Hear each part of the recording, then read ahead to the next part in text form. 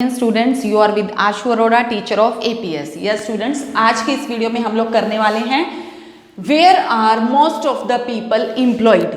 ठीक है, जो कल हमने टॉपिक किया था, जहां पे हमने अपना टॉपिक कल ओवर किया था, that was the rising importance of tertiary sector in production. तो आज का टॉपिक हमारा स्टार्ट होता है where are most of the people employed, कि हमारी इकोनॉमी में 3 सेक्टर्स हैं। उन तीनों सेक्टर्स में से किस सेक्टर में most of the people employed हैं। आपकी बुक में जो ये डाटा है, इसमें आप देखिए share of sectors in employment 2000 में प्राइमरी सेक्टर में 66% जो है वो लोग क्या हैं, एम्प्लॉयड हैं। किसमें? प्राइमरी सेक्टर में। बट जीडीपी आप देखिए, जीडीपी कितना हो रहा है प्राइमरी सेक्टर से? नियर अबाउट 22% के अराउंड। ठीक है, और टर्शियरी सेक्टर में एम्प्लॉयड कितने हैं? Near about 25%। और वहाँ पे जीडीपी कितना इंक्रीज हो रहा है? That is 45 to 100, that is the 55%। अब आप ये देखिए, there is too much disparity in the GDP. Clear? अब प्राइमरी सेक्टर में जो पीपल हैं वो ज्यादा किस में एम्प्लॉयड है? प्राइमरी सेक्टर में। बट प्रोडक्शन जो जीडीपी है वो किसका ज्यादा है? टर्शियरी सेक्टर का, प्राइमरी सेक्टर का नहीं है। इसका मतलब क्या है कि प्राइमरी सेक्टर में अब हम क्या कर रहे हैं? Reason of disparity. अब प्राइमरी सेक्टर में इन्वॉल्व तो लोग बहुत ज्यादा हैं, लेकिन वहां पे क्या है? मोस्ट ऑफ द पीपल जो है वो अनएम्प्लॉयड है। इन्वॉल्व होने से मतलब क्या? इन्वॉल्व होने से मतलब ये नहीं है कि उन लोगों को वहां पे एम्प्लॉयमेंट जनरेट हो रहा है। There has been a change in the share of the 3 sectors in the GDP. अब जीडीपी में तो चेंज आया है, and similar shift has not taken place in the employment. जैसे मैंने अभी बताया ना, जीडीपी में चेंज आ रहा है और सिमिलर शिफ्ट एम्प्लॉयमेंट में नहीं आ रहा। क्योंकि एम्प्लॉयमेंट में क्यों नहीं आ रहा? क्योंकि most of the people primary sector में इन्वॉल्व है और प्राइमरी सेक्टर का जीडीपी डाउन हो रहा है। इसका मतलब क्या है? या तो काफी सारे लोग जो है वहां पे काम नहीं कर रहे हैं, just they are showing they are working people. तो वहां से क्या होगा? वो जब शो करेंगे कि they are the working people, तो इससे प्रोडक्शन तो नहीं ना इंक्रीज होगा, जीडीपी तो नहीं ना इंक्रीज होगा। तो इससे क्या हो रहा है? हमारा शेयर इन एम्प्लॉयमेंट और शेयर इन जीडीपी आपस में क्या हो रही है? इनवर्स रिलेशनशिप बन रहा है। इसका मतलब, इसका मीनिंग क्या है यहाँ पे? Workers in agriculture sectors is underemployed. जो हमारे वर्कर्स हैं एग्रीकल्चर सेक्टर में, they are underemployed. Clear students? Underemployed का मतलब है, अंडर एम्प्लॉयड का यहाँ पे क्या मीनिंग है? अंडर एम्प्लॉयड का मीनिंग होता है वो situation where people are apparently working but all of them are made to work less than their potential। जिस अंडर एम्प्लॉयड का मतलब है कि people are apparently to work, लोग दिखाई देते हैं they are working, but real sense में they are not using their real potential, वो अपना पोटेंशियल पूरा नहीं यूज कर रहे होते हैं। क्लियर? अब आप ये देखिए, आपको एक एग्जाम्पल देती हूँ, एग्जाम्पल ऑफ लक्ष्मी। लक्ष्मी का एग्जाम्पल क्या कहता है? इसमें क्या है कि लक्ष्मी के पास 2 हेक्टेयर्स जो है वो लैंड है, वो भी अनइरिगेटेड लैंड। मतलब क्या है कि उसके पास इरिगेशन का कोई सोर्स नहीं है और उसे इरिगेशन के लिए रेनफॉल के ऊपर ही डिपेंड रहना पड़ता है। कोई ट्यूबवेल की उसके पास अरेंजमेंट नहीं है, ना ही कोई और सोर्स नहीं है। क्लियर? तो उसकी फैमिली में 5 मेंबर्स हैं और 5 के 5 मेंबर्स जो हैं उसी लैंड पे काम करते हैं और वो ज्वार और अरहर ये जो है वो क्या करते हैं? इस चीज की एग्रीकल्चर करते हैं। क्लियर? तो अब लक्ष्मी की फैमिली में 5 मेंबर्स हैं और 5 के 5 मेंबर्स जो हैं वो क्या करते हैं? एक ही लैंड पे काम कर रहे हैं। इवन उनमें अगर हम देखें तो जब 2 हेक्टेयर्स लैंड है तो 5 पर्सन्स की जरूरत नहीं है वहां पे काम करने के लिए, और सिर्फ साल में वहां पे 2 क्रॉप्स लगती हैं, ज्वार एंड अरहर। ठीक है, अरहर जो पल्सीज होती हैं। ठीक है, तो वहां पे क्या होगा? उस केस में क्या होगा? अब देखने में तो ये होता है कि all the persons are busy in their work, कोई भी उनमें से आइडल नहीं बैठा होता। बट रियल सेंस में अगर हम देखें तो वहां पे डिस्गाइज्ड अनएम्प्लॉयमेंट दिखाई देगी हमें। Disguised unemployment is that situation where there people are showing they are doing work but with their work there is no any increase in the production। अगर उन 5% की बजाय 3% भी वहां पे काम करें ना तो अभी प्रोडक्शन इतना होगा, ठीक है। मतलब 2 या 3% तो सिर्फ ये शो कर रहे हैं they are busy in their work, but उनके बिजी होने से प्रोडक्शन पे तो कोई इफेक्ट नहीं पड़ रहा ना, प्रोडक्शन तो इंक्रीज नहीं हो रहा ना।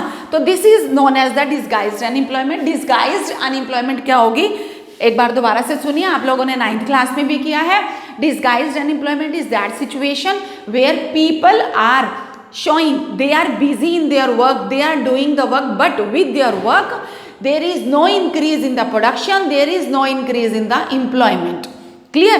तो वो होता है disguised employment, मतलब division of labor and hidden unemployment. Division of labour होगा और वहां पे हिडन अनएम्प्लॉयमेंट जो है वो देखने को मिलती है। अब ये क्वेश्चन एक अराइज होता है, how to deal with the disguised unemployment.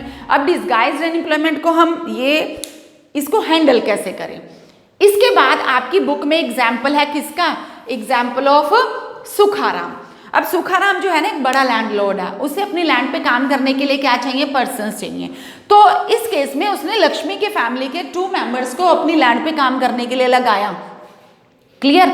अब लक्ष्मी की फैमिली के जब 2 मेंबर्स उसकी लैंड पे काम कर रहे हैं, इससे जो लक्ष्मी के फार्म पे प्रोडक्शन होता है उस पर कोई इफेक्ट नहीं पड़ेगा, क्योंकि 2 मेंबर्स ऑलरेडी शो करते थे they are doing the work, but in real sense there is no increase in production. ठीक है, बट अगर वो सुखाराम की लैंड पे काम करेंगे तो उन्हें एक्स्ट्रा अर्निंग होगी। सुखाराम उन्हें काम फ्री में तो करवाएगा नहीं ना, उन्हें काम करने के क्या देगा, पैसे देगा, तो उन्हें एक्स्ट्रा अर्निंग होगी। ठीक है, तो एक्स्ट्रा अर्निंग होने से क्या होगा, जो वो 2 पर्सन थे एक तो वो एक्स्ट्रा कमाएंगे, और जो बाकी जो 3 पर्सन जो लक्ष्मी की फैमिली के हैं वो अपनी लैंड पे ही काम करेंगे। क्लियर? तो फिर इससे क्या होगा, उनकी फैमिली में जो डिस्गाइज्ड अनएम्प्लॉयमेंट थी वो प्रॉब्लम जो है थोड़ी सी सॉर्ट आउट हो सकती है। समझ में आ गई बात? इस तरह से हम डिस्गाइज्ड अनएम्प्लॉयमेंट को क्या कर सकते हैं, हैंडल कर सकते हैं, सॉल्व कर सकते हैं। अगर जो डिस्गाइज्ड पीपल है, मतलब कहने का ये कि जो पर्सन शो कर रहे हैं they are doing the work, अगर उन्हें किसी और जगह पे काम करवाया जाए जिससे कि उनकी इनकम भी बढ़ जाए, इंक्रीज हो जाए। क्लियर? ये था एग्जाम्पल ऑफ सुखाराम। उसके बाद क्वेश्चन है, is under employment happens only in the primary sector. अब क्वेश्चन ये है कि क्या सिर्फ प्राइमरी सेक्टर में अंडर एम्प्लॉयमेंट होती है? नो। क्लियर? तो प्राइमरी सेक्टर में सिर्फ अंडर एम्प्लॉयमेंट नहीं होती है, और सेक्टर्स में भी अंडर एम्प्लॉयमेंट है। जैसे एग्जाम्पल है, जैसे हम अपने सराउंडिंग क्या देखते हैं, थाउजेंड्स ऑफ कैजुअल वर्कर्स। कुछ वर्कर्स जो हैं जैसे पेंटर्स होते हैं, प्लम्बर्स होते हैं, ठीक है, और पेंटर प्लम्बर होते हैं। अब ये सारा साल तो उन्हें काम नहीं मिलता, क्या सारा साल ये लोग बिजी रहते हैं? नहीं, बिजी रहते हैं। तो जो पेंटर हैं, प्लम्बर हैं, वो साल में कुछ महीने काम करते हैं और कुछ महीने जो है वो फ्री रहते हैं। जो कुछ महीने वो काम करते हैं, जिन महीनों में वो फ्री रहते हैं, इसका मतलब क्या है, they did not find any job. Clear? तो मैनी ऑफ देम जो है, इनमें से काफ़ी सारे इनको काम नहीं मिलता। और जो सर्विस सेक्टर में है, जैसे कि अगर हम और लोगों को देखते हैं, जैसे कि स्ट्रीट पुशिंग और कार्ट, जैसे गली में हमारे जो है ना सब्जी बेचने के लिए आते हैं। क्लियर? तो वो क्या करते हैं, वो कुछ जो है दिन में सेल कर देते हैं, एंड सारा दिन जो है वो सारा दिन अपने कार्ट पे वेजिटेबल्स या फ्रूट सेल करने के बाद भी वो कुछ थोड़ा बहुत जो है अर्न कर सकते हैं। वो जो डेली रूटीन के हमारे वेजिटेबल वेंडर्स होते हैं या फ्रूट सेलर्स होते हैं वो। तो अनएम्प्लॉयमेंट जो है सिर्फ प्राइमरी सेक्टर में ही नहीं पाई जाती, वो सेकेंडरी और टर्शियरी सेक्टर में भी देखने को मिलती है, टर्शियरी सेक्टर में देखने को मिलती है। उसके बाद है, अब जब प्राइमरी सेक्टर में नहीं है और सेक्टर्स में भी है, तो how to create more employment. अब हम और ज़्यादा एम्प्लॉयमेंट कैसे क्रिएट कर सकते हैं। अब देखिए, मैंने लक्ष्मी की स्टोरी से आपको बताया कि लक्ष्मी के पास जो क्या था, इरिगेशन का कोई सोर्स नहीं था। अब एम्प्लॉयमेंट जनरेट करने की बात हो रही है, हमने एम्प्लॉयमेंट कैसे जनरेट करवाना है। ठीक है, अब लक्ष्मी की स्टोरी से हमें पता चलता है कि उसके पास 2 हेक्टेयर्स लैंड है और इरिगेशन का कोई उसके पास सोर्स नहीं है, वो रेनफॉल पे डिपेंड रहती है, बारिश पे डिपेंड रहती है। तो अगर उसकी इरिगेशन के लिए गवर्नमेंट से हेल्प ली जाए, मीन्स गवर्नमेंट जो है अगर ट्यूबवेल लगवाती है, ठीक है, तो ट्यूबवेल को कंस्ट्रक्ट करने के लिए भी क्या होगी, वहाँ पे लेबर चाहिए, और अगर लेबर चाहिए तो लेबर से क्या, वहाँ पे लेबर चाहिए, लेबर काम करेगी, ट्यूबवेल कंस्ट्रक्ट करने में भी कुछ लोगों को काम मिलेगा। इसके अलावा अगर गवर्नमेंट डैम कंस्ट्रक्ट करवाती है तो डैम कंस्ट्रक्ट कैसे हो जाएगा, हवा में नहीं, हवा में नहीं होगा, वो कैसे होगा, लोगों की हेल्प से। वहाँ पे भी काम करने के लिए लोगों की ज़रूरत पड़ेगी, तो डैम कंस्ट्रक्ट करने के लिए भी, क्योंकि ये तो क्या होते हैं, ऐसे प्रोजेक्ट होते हैं जो बनाने में, जो कि करने में कई एक मतलब काफ़ी लंबा टाइम लग जाता है, कई महीने लग जाते हैं। तो डैम को जब कंस्ट्रक्ट करना है तो इतने महीनों तक जब डैम बनता रहेगा तो लोगों को क्या मिल जाएगा, वहाँ पे भी काम मिल जाएगा। तो यहाँ पे जब काम करेंगे तो क्या वो फ्री में काम करेंगे, नहीं, उन्हें भी गवर्नमेंट पैसे देगी। तो इस तरह से उसके बाद अब उसके पास अपनी लैंड को क्या करने के लिए, मतलब अच्छी तरह से उसकी लैंड जहाँ फर्टिलाइज हो सके, उसके पास कोई सोर्स नहीं था, तो वो क्या कर सकती है, गवर्नमेंट जो है लोन प्रोवाइड कर सकती है। अगर वो बिग मनी लैंडर से लोन लेते हैं तो उन्हें क्या पड़ता है, वो लोन उन्हें महंगा पड़ता है क्योंकि रेट ऑफ इंटरेस्ट बहुत ज़्यादा होता है। तो बैंक से लोन ले सकते हैं। हमारी गवर्नमेंट ने जो है कोऑपरेटिव सोसाइटीज़ बनाई हैं और जो ग्रामीण बैंक बनाए हैं, जहाँ से ये स्मॉल जो फार्मर्स होते हैं वो वहाँ से इजीली लोन ले सकते हैं। किसके लिए, अपनी लैंड को प्रॉपरली फर्टिलाइज करने के लिए, सीड्स परचेज करने के लिए, पेस्टिसाइड्स या केमिकल्स वगैरह लेने के लिए। उसके बाद अब बैंक से लोन लिया तो क्या होगा, वहाँ पे प्रोडक्शन होगा, वहाँ पे क्या होगा, वो एग्रीकल्चर करेंगे। एग्रीकल्चर करने से क्या होगा, वहाँ पे खेती करने से क्या होगा कि आप लोगों ने अपनी फसलें उगाई। फसलें उगाने से क्या होगा, क्या वो हम लोग अपने घर पे रखेंगे, किसान लोग अपने घर पे रखेंगे, नहीं। तो उन्हें उसके लिए क्या चाहिए, ट्रांसपोर्टेशन चाहिए। किसके लिए, for transporting the excess production. अब ट्रांसपोर्टेशन जब ट्रांसपोर्टेशन चाहिए तो जो जो ड्राइवर होगा, ठीक है, उसे भी एक तो एम्प्लॉयमेंट मिल जाएगा। और for transporting the excess production, तो एक्सेस प्रोडक्शन को हम ट्रांसपोर्ट जब करवाएंगे तो फिर वो एक प्लेस से दूसरे प्लेस पे, तो कितने ही लोगों को इससे एम्प्लॉयमेंट जनरेट हो सकता है। मीन्स अगर गवर्नमेंट स्टेप उठाती है ना, तो गवर्नमेंट के स्टेप उठाने से कितने ही लोगों को एम्प्लॉयमेंट जनरेट किया जा सकता है। अब देखिए, अब ट्रांसपोर्टिंग द एक्सेस प्रोडक्शन, अब एक्सेस प्रोडक्शन को हमने ट्रांसपोर्ट कर दिया, अब ट्रांसपोर्ट करके हम कहीं पे छोड़ देंगे, उसको नहीं छोड़ेंगे। तो क्योंकि कुछ चीज़ें ऐसी होती हैं जो बहुत जल्दी खराब होने वाली होती हैं, जैसे कि पोटैटो हो जाता है, जैसे कि टोमेटो हो जाता है, और भी अगर जैसे वीट का आप ले लो, ठीक है, वीट को भी अगर हम प्रॉपर स्टोरेज नहीं देंगे, जैसे अब ये स्टोरेज का है, स्टोरेज नहीं देंगे तो क्या हो जाएगा, वीट जो है बारिश आने से सारा का सारा वीट खराब हो जाएगा। ऐसी राइस हो जाता है। तो जितना भी हमने अपना सैक्स में पैक करा हुआ है, एग्रीकल्चर जो हमारी कल्टीवेशन है, जो हमने अपनी सैक्स में पैक कर रखी है, तो फिर वो क्या हो जाएगी, खराब हो जाएगी। तो उसके लिए प्रॉपर हमें क्या चाहिए, स्टोरेज चाहिए। तो स्टोरेज मीन्स जो वेयर हाउस बनाने के लिए भी क्या चाहिए, हमें लेबर चाहिए। और लेबर अगर हम लगाएंगे तो क्या वो लेबर फ्री में काम करेगी, नहीं करेगी। तो उसके लिए हमें क्या देंगे, उन्हें एम्प्लॉयमेंट जनरेट करवाएंगे। तो इस तरह से अगर एक स्टेप गवर्नमेंट उठाएगी तो कितने ही लोगों को एम्प्लॉयमेंट जनरेट हो जाता है। अब लोन है, मैंने अब लोन की बात करी थी, तो बैंक लोन जो है गवर्नमेंट प्रोवाइड करेगी, वो कहाँ पे, at the reasonable rate of interest पे। अभी मैंने बताया ना आपको, बैंक लोन प्रोवाइड करेगा, जैसे कि कोऑपरेटिव सोसाइटी से, ग्रामीण बैंक है, जो स्मॉल स्केल के फार्मर्स होते हैं ना, स्मॉल फार्मर्स होते हैं, वो बैंक से इजिली लोन ले सकते हैं, ठीक है। तो गवर्नमेंट ये सारा का सारा काम किसमें, गवर्नमेंट इन्वेस्ट करती है पैसा। अब आप ये देखिए, अगर गवर्नमेंट स्टेप लेती है किसमें, एम्प्लॉयमेंट क्रिएट करने में, तो कितने ही लोगों को एम्प्लॉयमेंट मिल सकता है। क्लियर। उसके बाद है another ways to increase the employment. और कौन कौन से तरीके हैं जिनसे एम्प्लॉयमेंट को इंक्रीज किया जा सकता है। मतलब क्या ये सारा का सारा टॉपिक किसके सराउंडिंग घूम रहा है, लक्ष्मी के सराउंडिंग। पहले लक्ष्मी की क्या सिचुएशन थी, ठीक है, उसके बाद अगर थोड़ा सा गवर्नमेंट स्टेप उठाती है तो क्या होगा, और डिसगाइज्ड जो अनएम्प्लॉयमेंट है उसमें जो लक्ष्मी की फैमिली के मेंबर्स हैं, अगर कहीं और काम करते हैं जैसे सुखाराम के फार्म पे, तो डिसगाइज्ड अनएम्प्लॉयमेंट की सिचुएशन को हम सॉल्व कर सकते हैं। मतलब सारा का सारा ये केस जो है ना, लक्ष्मी के सराउंडिंग ही घूम रहा है। हमने लक्ष्मी का एग्जाम्पल लिया, सुखाराम का एग्जाम्पल लिया। तो आप अपनी बुक में अगर ये एग्जाम्पल बहुत अच्छे से रीड करोगे तो आपको चैप्टर भी बहुत अच्छे से समझ में आ जाएगा, और मेरी एक्सप्लेनेशन जो अगर आप सुनते हो तो आपको इससे भी ज़्यादा ईजिली अंडरस्टैंड कर सकते हो। हाँ जी, तो उसके बाद है another ways to increase the employment. अब ये तो गवर्नमेंट ने स्टेप उठाया, इसके बाद और कौन कौन से तरीके हैं जिससे हम एम्प्लॉयमेंट जनरेट करवा सकते हैं? Establishing the small scale industries. अब जो हमारे सेमी अर्बन एरियाज हैं, जो ना तो पूरे रूरल है ना ही पूरे अर्बन हैं, उनमें हम स्मॉल स्केल इंडस्ट्रीज जो है इस्टेब्लिश कर सकते हैं। एग्जाम्पल जैसे कि कोल्ड स्टोरेज बनाना। कोल्ड स्टोरेज बनाने के लिए भी फिर हमें लेबर चाहिए। कोल्ड स्टोरेज में क्या होगा, जैसे कि आपके पोटैटोज हैं, आपकी टमाटोज हैं, हम वहाँ पे उन्हें स्टोर करके रख सकते हैं।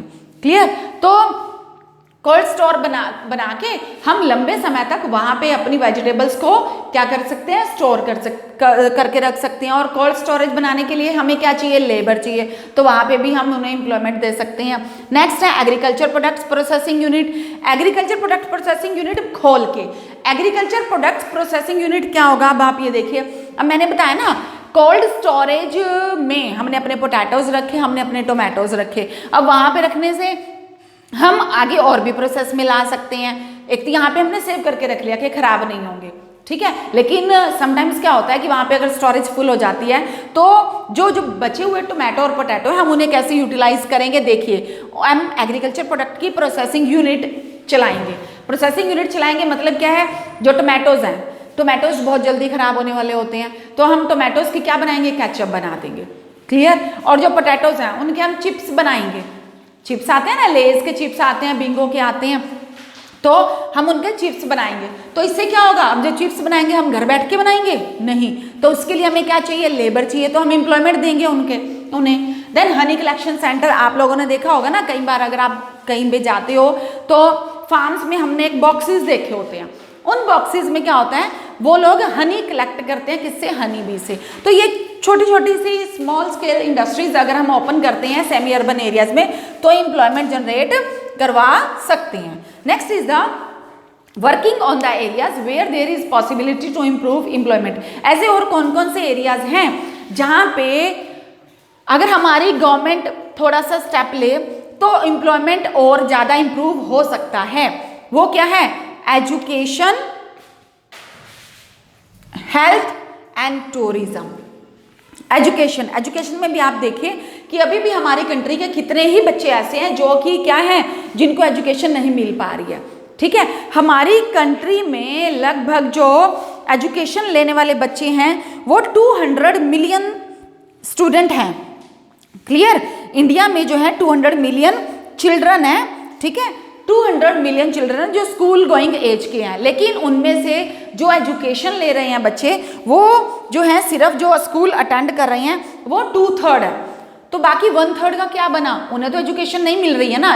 इसका मतलब क्या है कि स्कूल फैसिलिटीज़ वहाँ तक प्रोवाइड नहीं की जा रही हैं। इसका मतलब ये है कि अगर हम स्कूल बिल्डिंग्स बनाएं, वहाँ पे स्टाफ अपॉइंट करें, ठीक है, तो एक स्कूल बनाने से आप ये देखिए कितने ही बच्चों को एजुकेशन मिल सकती है, कितने ही स्टाफ को वहाँ पे एम्प्लॉयमेंट मिल सकता है। इसके अलावा जो 4th क्लास एम्प्लॉयज़ होते हैं उन्हें भी एम्प्लॉयमेंट मिल सकता है।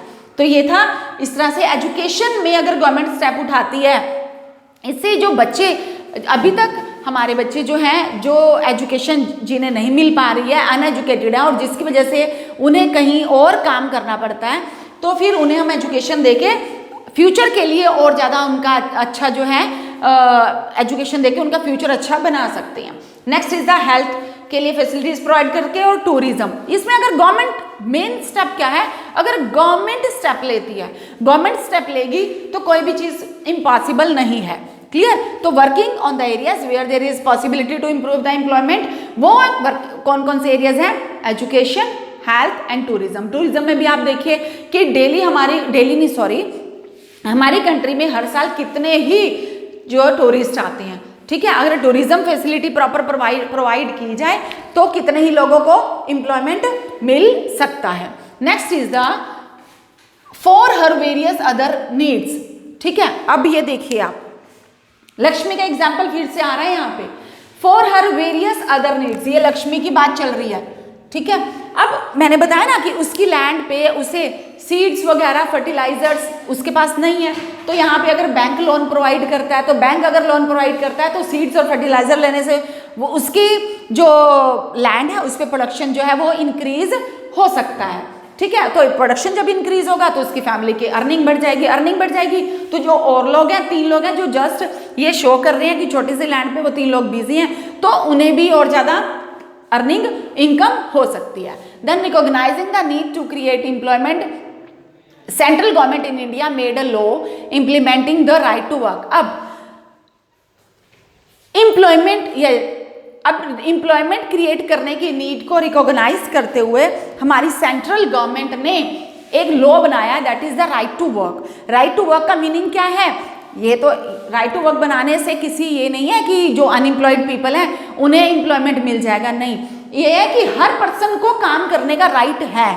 और अगर हर पर्सन को काम करने का राइट है तो डिस्गाइज्ड अनएम्प्लॉयमेंट नहीं क्रिएट करनी है उसने। काम करने का राइट का मतलब है अगर वो काम कर रहा है तो उसे एम्प्लॉयमेंट भी लेने का राइट है, मतलब उसे पैसा इनकम लेने का राइट है। तो गवर्नमेंट ने MGNREGA, Mahatma Gandhi national rural employment guarantee act, पहले तो MG था लेकिन अब MG नहीं है वो, अब NREG है, ठीक है। 2005 Mahatma Gandhi national rural employment guarantee act.